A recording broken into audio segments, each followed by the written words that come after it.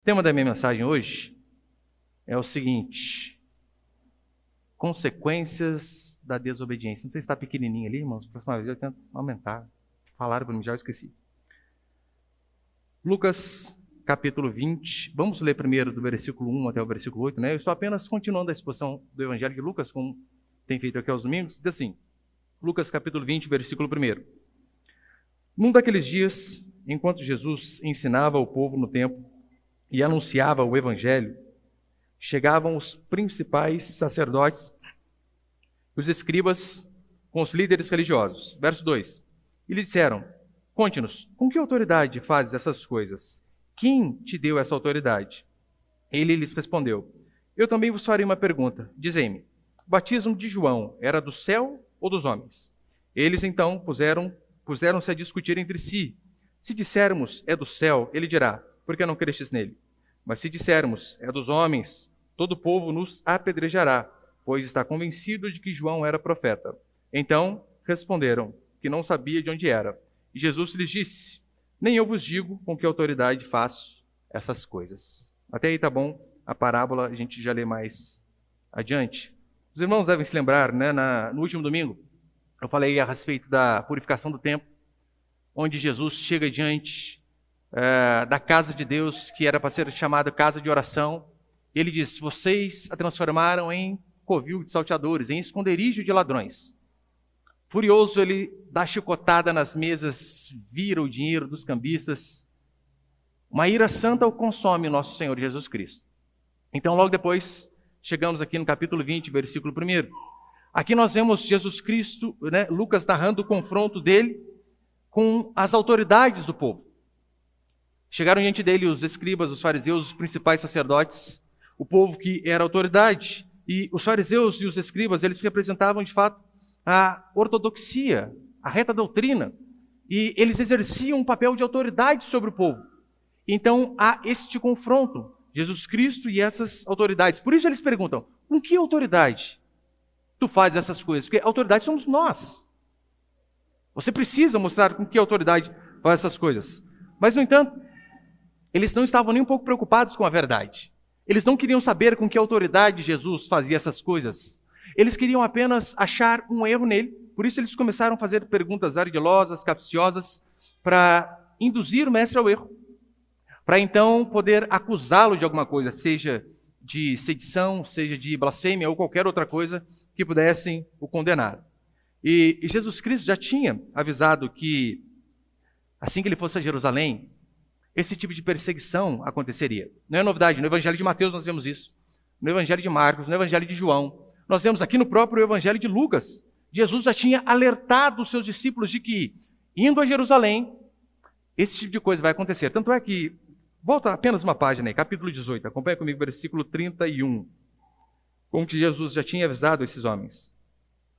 Lucas 18, versículo 31 até o 33. Tomando consigo os 12, Jesus lhes disse: estamos subindo para Jerusalém, e se cumprirá com o Filho do Homem tudo o que foi escrito pelos profetas.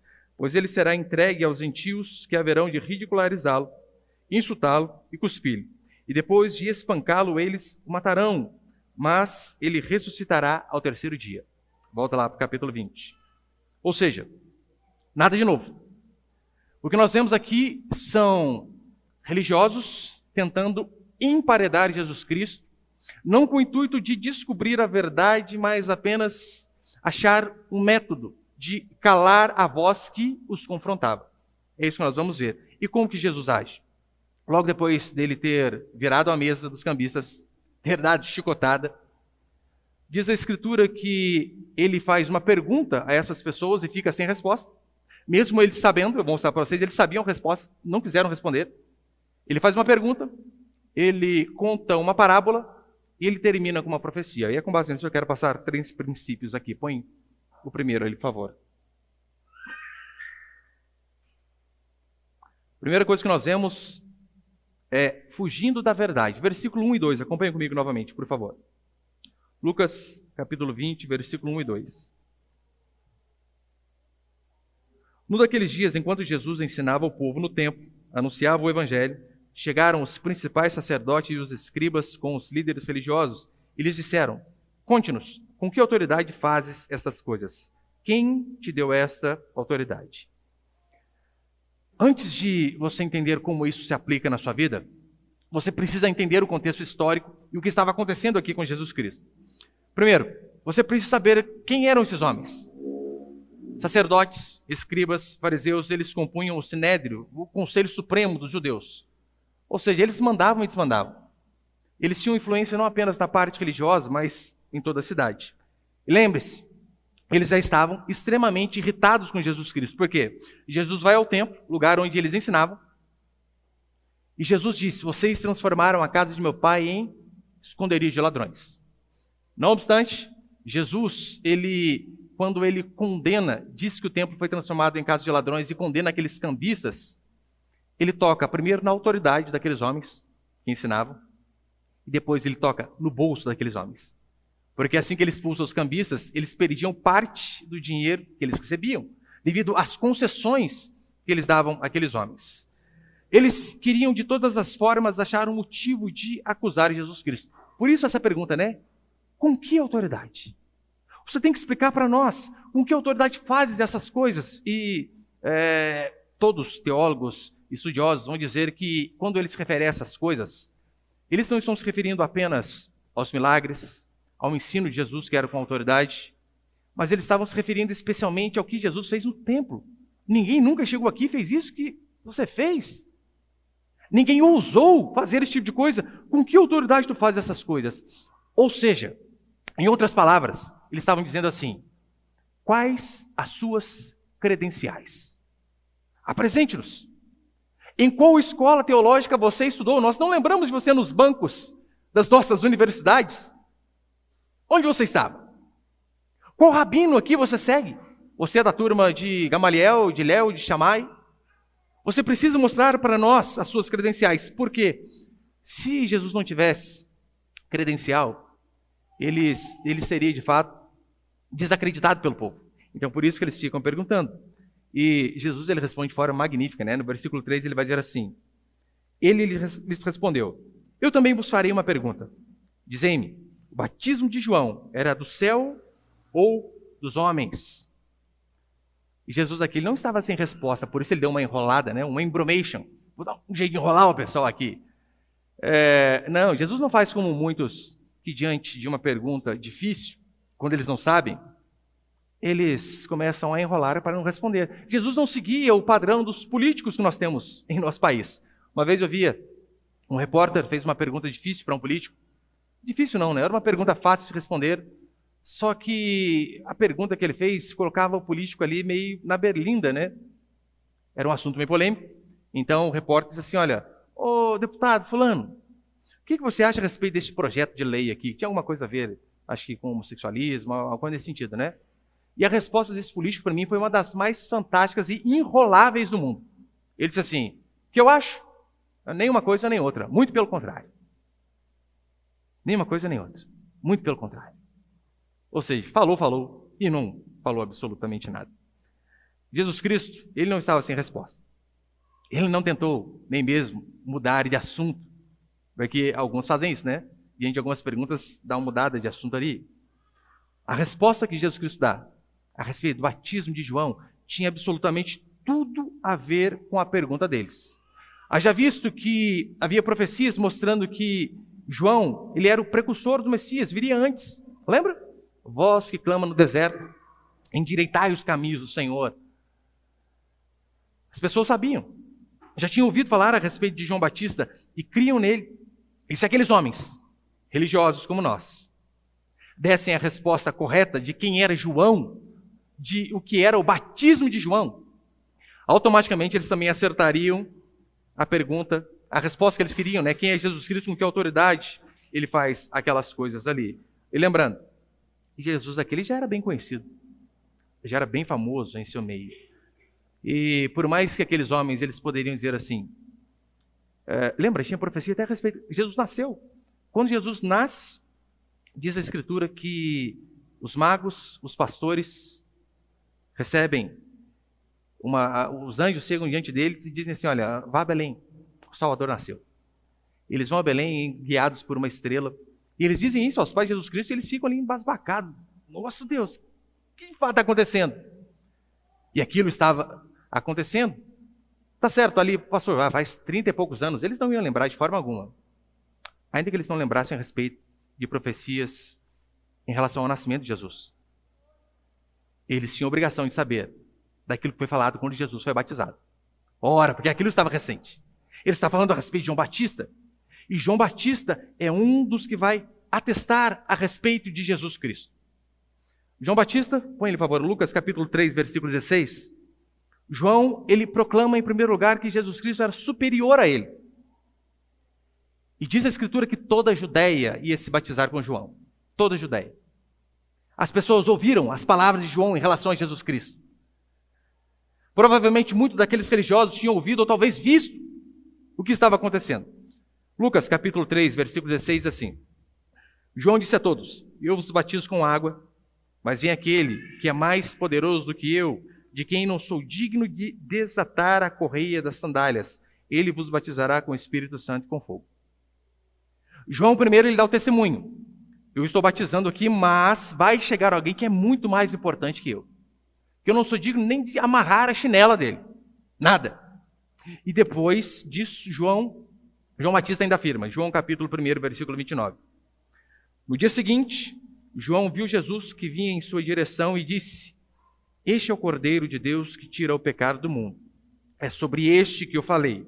Depois de mim, vem um homem que está acima de mim, porque ele já existia antes de mim. João deu testemunho a respeito de Jesus Cristo. Eu sei quando ele diz aqui, né, já existia antes de mim. João Batista era mais velho que Jesus Cristo. 6 meses, mais ou menos ali. Pastor, como assim existia antes? Porque ele está falando a respeito da divindade de Jesus Cristo. Antes de mim, ele sempre existiu, porque assim é Deus. Deus não tem um começo. No início de dias, e Jesus Cristo, como é um só com Deus e é Deus, por isso que João disse, já existia antes de mim. Ou seja, além disso, pesava o fato de que muitas daquelas pessoas acreditavam em João. Acreditavam em João. Por isso aqueles homens, eles ficam ali numa sinuca de bico. E se a gente falar o que acreditamos? Eles são extremamente malignos, dissimulados em suas respostas. No versículo 5 eles vão dizer: eles então puseram-se a discutir entre si. Se dissermos, é do céu, ele dirá: por que não cresces nele? Mas se dissermos, é dos homens, todo o povo nos apedrejará, pois está convencido de que João era profeta. Pastor, entendi o contexto histórico. O que isso tem a ver com a nossa vida? Absolutamente tudo. O que nós vemos nesses homens é o que nós continuamos a ver em muitas pessoas, fora e dentro da igreja. O que nós continuamos vendo constantemente: desonestidade diante da verdade. Sim, por vezes o ser humano é desonesto quando ele é confrontado com a verdade. Não há problema em se questionar. Esses homens aqui fizeram isso. Questionaram. De onde? De onde vem? Com que autoridade faz essas coisas? Não há problema eu e você questionarmos a verdade, a Escritura ou qualquer coisa. Aliás, nós temos o dever de sempre questionar, porque é através do questionamento que nós crescemos, seja intelectualmente ou seja espiritualmente. Você sabia que você só avança intelectualmente quando você pergunta: por quê? Por que as coisas são assim? Por que funciona dessa maneira? A fase que as crianças mais aprendem é a fase dos porquês. Meu filho terceiro está nessa fase. É porquê para tudo. Tudo. Por quê? Por quê? Por quê? Lembra Castelo Rá-Tim-Bum? Por que sim, Zequinha? Às vezes dá vontade de falar. De tanto que o menino pergunta. Mas ele está crescendo. Crescendo. E assim também funciona com a gente. Você só vai crescer quando você questionar. Intelectualmente e espiritualmente também. Por quê? Eu sei que tem muitos pastores que não gostam de ser questionados, né? Onde já se viu falar contra o ungido do Senhor? Paulo não tinha esse problema. Paulo ficava feliz que as pessoas questionavam. Paulo elogia os crentes de Bereia que, ao ouvir o apóstolo, iam para suas casas e conferiam na Escritura se de fato era aquilo que acontecia. É assim que eu e você avançamos. Devemos questionar. Mas nós podemos questionar com 2 motivos, com 2 motivações. Uma certa e a outra errada. A motivação certa é quando você questiona querendo aprender. Este questionamento é válido. E você só vai aprender a crescer quando você perguntar. Por quê? Mas esses homens, eles tinham a motivação errada. Eles estavam questionando para se esquivar de suas falhas, de suas responsabilidades e de seus pecados. Por isso eles estavam questionando. Eles foram dissimulados ao perguntar e desonestos ao responder. Desonestos. Eles tinham mais medo das pessoas do que temor a Deus. Por vezes acontece isso com a gente. Nós tememos o que as pessoas vão pensar de nós e não o que o nosso Deus vai pensar de nós. Tanto é que no versículo 7 ele diz, não sabemos. Não sabemos se o batismo de João é do céu ou é dos homens. E eles sabiam, mas ainda assim preferiram não falar. Se você for honesto com você mesmo, você vai ver que, na maioria das vezes, quando você faz perguntas em relação à conduta, em relação ao comportamento, em relação a diversas coisas, você lá no fundo, você já sabe a resposta. Sabe? Quantas vezes pessoas já chegaram para mim e disseram assim, pastor, tira uma dúvida para mim. Eu acho que eu estou errado, mas o que o senhor acha? Eu não preciso nem falar, mas você já falou que está errado, você está errado, criatura. Só que por que por vezes nós fazemos isso? Olha, eu acho que eu estou errado. Quase certeza. Mas eu vou perguntar para o pastor, porque vai que o pastor diz, não está errado não. Na verdade, nós não estamos no fundo, preocupados em saber o que é correto, o que é verdadeiro. Nós queremos alguém que possa concordar com a gente, alguém que nós possamos jogar a culpa caso sejamos questionados mais à frente. Eu fiz, mas o pastor falou que podia. Eu fiz, mas fulano faz. Eu fiz, mas quem que não erra? Quem não tem pecado que atire a primeira pedra. No fundo, sabemos. Só que somos desonestos quando perguntamos. Quando assim fazemos, queremos apenas achar alguém em quem colocar a culpa. Ou, na melhor das hipóteses, alguém que faça uma meia-culpa com a gente ali. Da mesma forma que esses oponentes de Cristo, eles fracassaram em descobrir a verdade porque eles endureceram o coração. Por vezes, nós, diante da verdade, em vez de nós nos quebrantarmos e nos humilharmos, endurecemos ainda mais. Ficamos bravos com o profeta, era isso que acontecia. Ficavam bravos com Jesus Cristo a ponto de querer matá-lo. Por quê? Porque ele falou a verdade. Porque você sabe, né? A verdade é um remédio amargo que por vezes não é diluído com um copo de água. Às vezes é um remédio amargo diluído com um copo de lágrima. E quando nos confronta, gente do céu, nós nos transformamos. Como eu disse alguns domingos, antigamente as pessoas eram confrontadas com a verdade, mudavam de vida. Hoje, por vezes, muitas pessoas são confrontadas com a verdade, mudam de igreja. Vão lá no YouTube e faz o quê? Dá o pause. Eu não quero mais ouvir. Ou faz igual o irmão dizia para mim, olha, eu começava a ler a Bíblia, mas de repente chegava numa parte que eu vi que era um pecadinho que eu cometi, eu pulava as 3 páginas e continuava depois. Assim é o ser humano. Assim é o ser humano. Hoje muitos fazem o mesmo. O ser humano é especialista em dar desculpa. Você é especialista em dar desculpa, sabia? Assim como eu. Nós somos especialistas em pegar a verdade e sufocá-la. Tanto é que Paulo vai dizer assim em Romanos capítulo 1, versículo 18. A ira de Deus revela do céu contra toda a impiedade e perversão dos homens que detêm a verdade pela injustiça. E detém ali significa sufocar mesmo. Então poderíamos parafrasear o versículo assim. A ira de Deus revela do céu contra toda impiedade e perversão dos homens que sufocam a verdade pela injustiça. Você jamais vai conhecer o que é a alegria da vida cristã enquanto você ouvir a verdade e tentar colocá-la para debaixo do tapete. Sufocar os confrontos que constantemente você tem. Você não cresce, você não avança e você não conhece a Deus de verdade. Salmo 143, o salmista vai dizer assim: ensina-me a fazer a tua vontade, pois tu és o meu Deus. Que o teu bom espírito me guie por caminho plano. Ensina-me a fazer a tua vontade. Por que você acha que o salmista orava dessa forma? Ensina-me a fazer a tua vontade. É porque por vezes ele sabia, ele não queria. Assim acontece com a gente. Sabemos, por vezes, que é a vontade de Deus. Não queremos. Por isso precisamos falar: Senhor, capacita-me, ajuda-me. Por isso que uma das orações mais difíceis na vida do ser humano, sabe qual é? Senhor, que seja feita a tua vontade, não a minha. Você já orou assim de verdade? Isso aqui você quase soa sangue, igual a Jesus Cristo. Porque você sabe, você quer fazer a sua vontade, criatura. Você quer fazer o que você acha correto, o que te dá prazer, o que é confortável. Por isso, nós gememos ao dizer: seja feita a tua vontade, não a minha. Eu aviso esse exemplo, mas tenho que dar de novo. Eu lembro quando eu fui pedir as contas do trabalho. Gente, estudei quase 8 anos para passar no concurso. Então eu tive que pedir desligamento para ser pastor. Eu sabia que era a vontade de Deus, eu não queria fazer a vontade de Deus. Assim é o ser humano.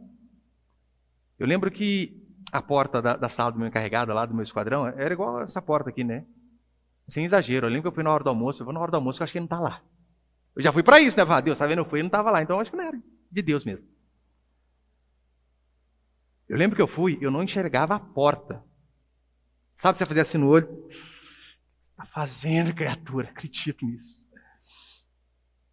Vai largar 7 mil por mês, estabilizado, aposentado? É o diabo falando na sua cabeça. Eu sabia, eu não queria. O ser humano é assim. Por isso que uma das orações mais difíceis é: seja feita a tua vontade, não a minha. Segundo, põe ele, por favor. Segundo princípio, o amor rejeitado e as circunstâncias. Vou entrar propriamente na parábola aqui que Jesus coloca. Acompanhe comigo, por favor. Lucas 20, versículo 9.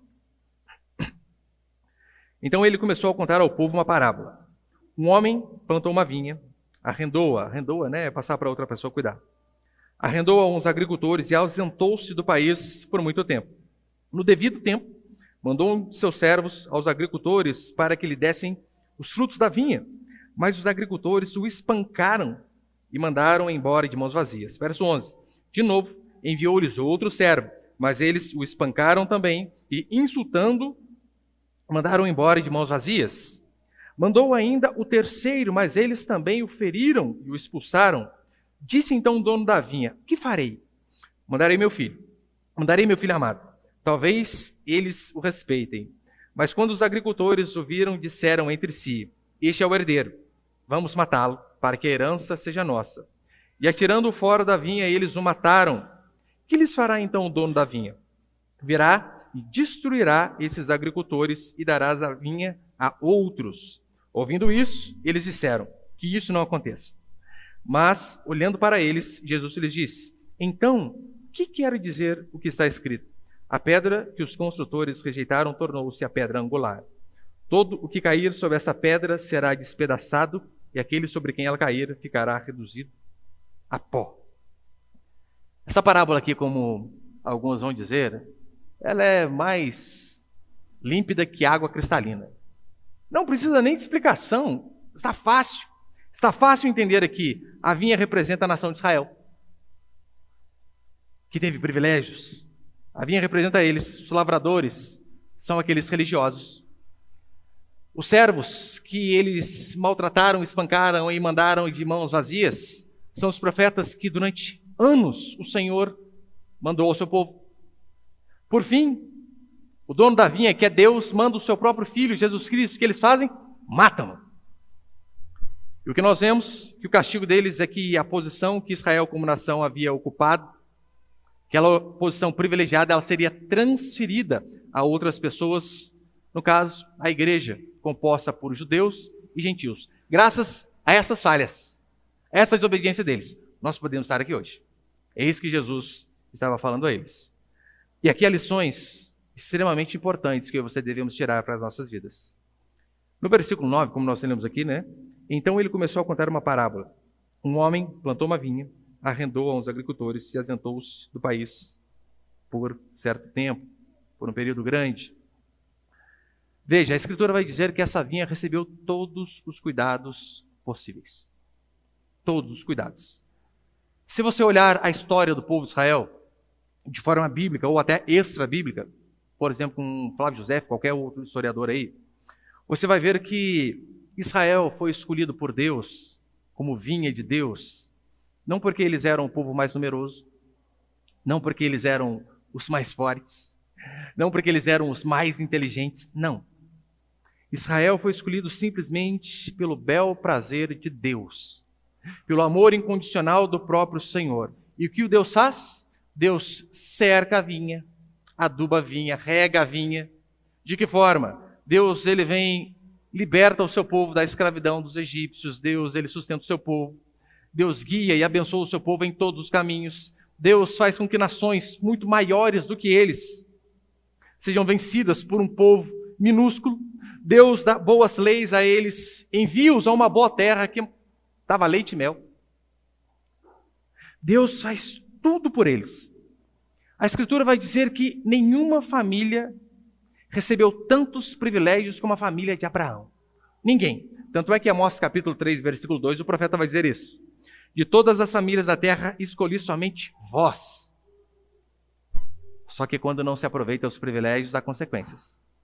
De todas as famílias da terra, escolhi somente vós. Portanto, eu vos punirei por todas as vossas maldades. Aquela famosa frase, né? A quem mais é dado, mais é cobrado. Deus, ele tem o direito de buscar frutos em seu povo que ele encheu de privilégios. Claro que tem. Ele fez tudo. Então ele pode e deve exigir de nós. Para que eu e você venhamos a entender que a graça, ela nos responsabiliza.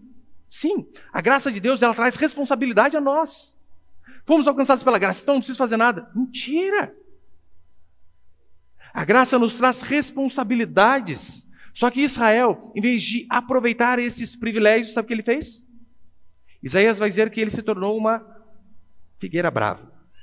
Não deu o fruto correto. Muito pelo contrário, fez o que era errado. Nós vemos sucessivos profetas que foram enviados ao povo de Deus e foram maltratados. Você lembra de Jeremias? Lançado no poço. O povo não queria saber, não.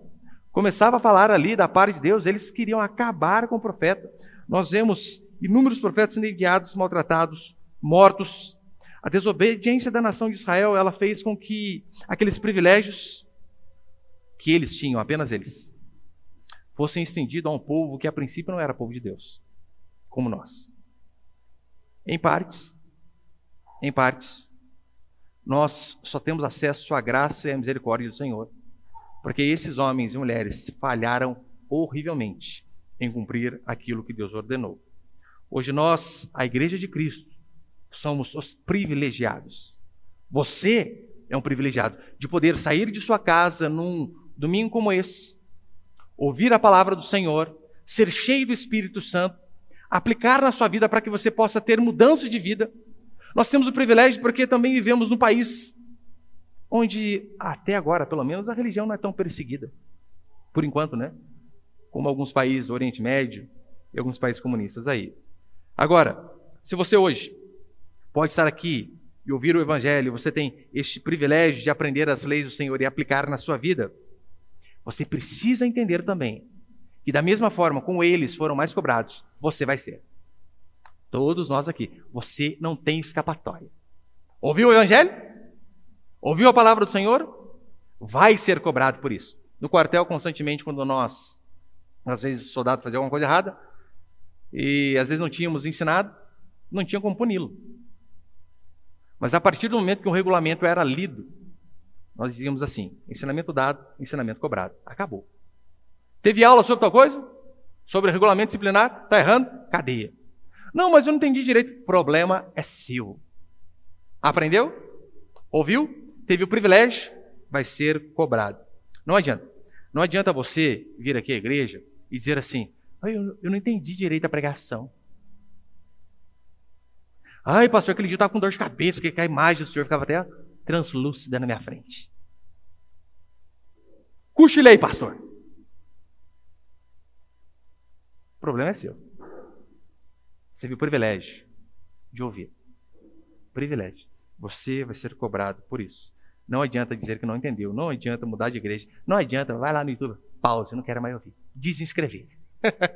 Não adianta. Vai ser cobrado por tudo que você aprendeu. Se você tem o privilégio de conhecer a verdade, você precisa entender que você vai ser cobrado de acordo com esse privilégio. Deus, Ele nos escolheu em Cristo para que nós pudéssemos dar frutos. Era isso que Ele pedia. E todo aquele que não corresponde, pode ter certeza, a mão do Senhor vai pesar sobre esse. E você vai ver aqui no final. E terceiro, põe ele, por favor, para encerrar.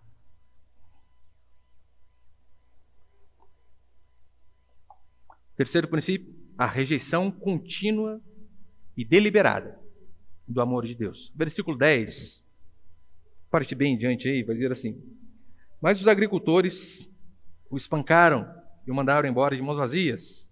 De novo enviou-lhe outro servo. Eles fizeram o quê? Espancaram. O terceiro, e a mesma coisa. Depois então ele vai e envia o filho.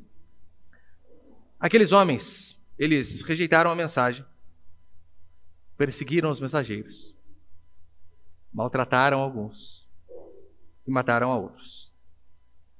Quanto mais Deus demonstrava amor e afeto para com aquele povo, mais ele se endureceu. Deus, ele é tão afetuoso com o povo que certa feita ele os chama de vermezinho de Jacó. Eu sei que, né, talvez quase um elogio, né? Vermezinho, coisa linda. Mas era uma forma carinhosa de mostrar que vocês são minúsculos. Qualquer um pisa em vocês. Mas eu cuido. Eu protejo. Eu sustento. Quanto mais Deus demonstrava o seu amor, mais o povo endurecia o coração. Até que Deus finalmente manda o seu filho e eles fazem o quê? Rejeitam. Lembra quando João vai dizer assim? Jesus vai dizer no Evangelho de João, ele veio para os que eram seus, mas os seus não receberam. O que Deus faz quando o povo endurece o coração? O que Deus faz quando as pessoas têm o privilégio, assim como eles e assim como todos nós aqui? O que Deus faz quando as pessoas são privilegiadas e ainda assim não retribuem da forma correta? Não aproveitam o privilégio. 2 Crônicas, capítulo 36, versículo 16, vai dizer assim: porém, eles zombavam dos mensageiros de Deus, desprezando suas palavras e ridicularizando os seus profetas, até que o furor do Senhor aumentou tanto contra o seu povo que não havia mais remédio. Ou seja, eu dei inúmeras chances, inúmeros cultos, inúmeras oportunidades para que vocês se arrependessem e mudassem de vida. E não tem como eu e você lermos essa parábola aqui e não lembrarmos, por exemplo, de João 3,16, que Deus amou de tal maneira que deu o seu Filho, para que todo aquele que nele crê não pereça, mas tenha vida eterna. Não tem como lermos essa parábola e não lembrarmos de Romanos 5,8, quando diz: mas Deus prova o seu amor para conosco, pelo fato de ter Cristo morrido por nós, sendo nós ainda pecadores. Olha o tanto de privilégio que nós tivemos. Não tem como lermos essa parábola e esquecermos de Romanos 8,32, quando Paulo vai dizer assim: aquele que não poupou o seu próprio filho, antes por todos nós o entregou, não nos dará, porventura, graciosamente com ele todas as coisas? Ele não poupou o seu próprio filho, por amor a nós, diante de tanto amor demonstrado. Ainda assim, aqueles homens planejavam matar a Jesus Cristo. Eles queriam calar aquela voz simplesmente porque eles não se dobravam diante da verdade. Não queriam dar ouvidos. Note como isso tem tudo a ver comigo, com você. Esses homens, eles tiveram uma crescente de crueldade aqui na parábola, lembra? Espancaram um, depois espancaram, deram umas bicudas a mais, depois deram um cacete melhorado. O último eles mataram. Quero filho. Tome muito cuidado. Muito cuidado com o primeiro passo para aquilo que é mal. Muito cuidado com o primeiro passo rumo ao pecado. Sabe por quê? Todos os outros passos serão mais fáceis que o primeiro. O primeiro a gente chega naquela dúvida, a gente até sofre, está errado. Puxa, não sei, será? O primeiro passo para o pecado é uma dificuldade. Não quero. A partir do momento que você dá o primeiro passo, os outros são bem mais fáceis. É por isso que a Bíblia vai ilustrar o pecado, sabe como? Lepra. Eu que seria a hanseníase de hoje. Aquilo que nos torna insensíveis. Primeiro você fica acusado, angustiado, aí se você dá esse primeiro passo, rumo ao precipício. Na segunda vez, você... friozinho na barriga de novo. Você faz. Da terceira, quarta vez em diante, nem frio na barriga você tem mais. Olha como funcionam os assaltantes aí. Primeiro assalto, às vezes o coração, cara... Depois, faz live assaltando. Vocês viram isso aí, né? O cara abriu uma live no assalto. Foi preso, graças a Deus, e a polícia. Eu falei, a polícia tinha que ter aberto uma live. Abre uma live agora sendo preso. O povo vai ver também. Mas assim é o ser humano. O primeiro passo para o pecado é o mais difícil. Todos os outros são mais fáceis. Cada avanço adicional em direção ao pecado é mais fácil do que aquilo que fizemos anteriormente. As consequências, por rejeitar o amor de Deus, e essas inúmeras oportunidades e privilégios, não poderiam ser outra coisa, a não ser juízo. Juízo, versículo 16. Lucas 20, versículo 16. Acompanhe, por favor. Virá e destruirá esses agricultores e dará vinho a outros. Ouvindo eles isso, disseram que isso não aconteça. Mas olhando para eles, Jesus lhes disse, depois eu explico essa parte, mas olha que interessante. Virá e destruirá esses agricultores. E depois no verso 18 ele vai dizer, todo aquele que cair sobre essa pedra será despedaçado, e sobre quem ela cair ficará reduzida a pó. Deus, ele pune os rebeldes e passa a vir a outros. Os privilégios a outros. Aqueles privilégios que Israel teve como nação cessaram. De fato, hoje todo mundo tem aquele privilégio. E é evidente, você percebeu que, no final, não são os agricultores que triunfam. Não. Quem triunfa, no final das contas, é o dono da vinha. Por quê? Servos desobedientes jamais triunfam. Não pense que os privilégios que você teve e que você não aproveitou, que vai estar tudo certo. Não vai estar. De forma nenhuma. No versículo 16 ele é explícito. No último domingo, eu falei sobre a destruição do templo, que de fato aconteceu no ano 70, quando o general Tito invadiu Jerusalém e destruiu tudo. Sobrou quase nada. Pedra sobre pedra. Aqui, nós vemos que Jesus Cristo, ele, com essa parábola, ele não está os ameaçando apenas com a destruição física que aconteceu no ano 70, mas principalmente com o castigo eterno de todos aqueles que rejeitam os privilégios que receberam. Você acha que a destruição de Jerusalém no ano 70 foi muito? Onde mulheres foram estupradas, onde pessoas morreram de fome, onde a desgraça era tão grande que mães comiam os próprios filhos porque não tinham que comer, onde homens eram decapitados, mulheres eram abusadas na frente dos maridos. Você acha que isso foi muita desgraça? Historicamente, você vê dizendo que quando Roma invade Jerusalém, já existiam corpos em estado de decomposição, apodrecendo. E aquilo só foi piorando. E aquilo foi apenas uma demonstração da desgraça que viria sobre aqueles que não aproveitam seus privilégios. Daqueles que constantemente rejeitam a voz do Senhor. A nação de Israel rejeitou o resgatador, rejeitou a pedra angular. Eu gosto desse termo aqui. Hoje em dia, eu não sei se em construção é mais usado isso, talvez não, Talvez seja só coluna. Mas antigamente existiam algumas pedras angulares, porque ficava bem no ângulo de 90 graus ali. E a base da construção era aquela pedra. Tudo era feito depois dali. Então, haviam inúmeras profecias no Antigo Testamento de que Jesus era essa pedra angular também. Então, quando aqueles homens rejeitam a Cristo, Jesus está dizendo isso. Vocês rejeitaram o fundamento. Vocês rejeitaram o alicerce. Ainda assim, com todos esses privilégios, vocês não se dispuseram a obedecer. Ao contrário, endureceram ainda mais o coração de vocês. Não pense que Deus os terá por inocente. Não pense que no final vai dar tudo certo.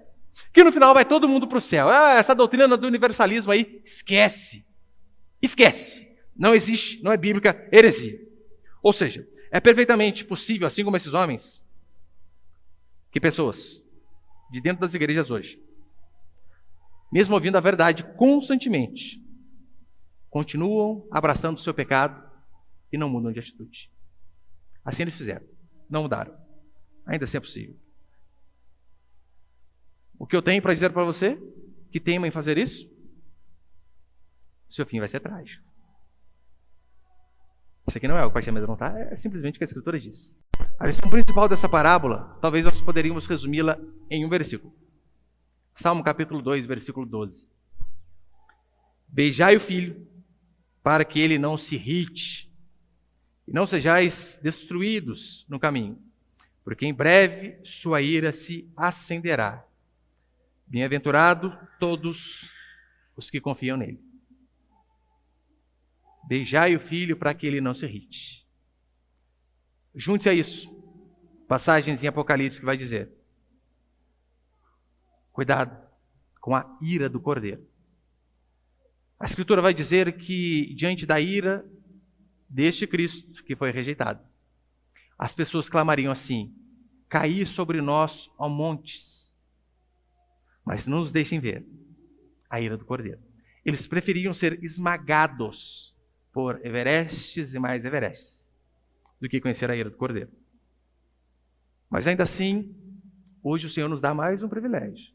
Sim, todo culto você tem esse privilégio de ouvir a pregação, analisar se ela foi de forma bíblica, se confrontou você, e diante deste confronto, você escolher: me arrependo e mudo, ou continuo como esses homens?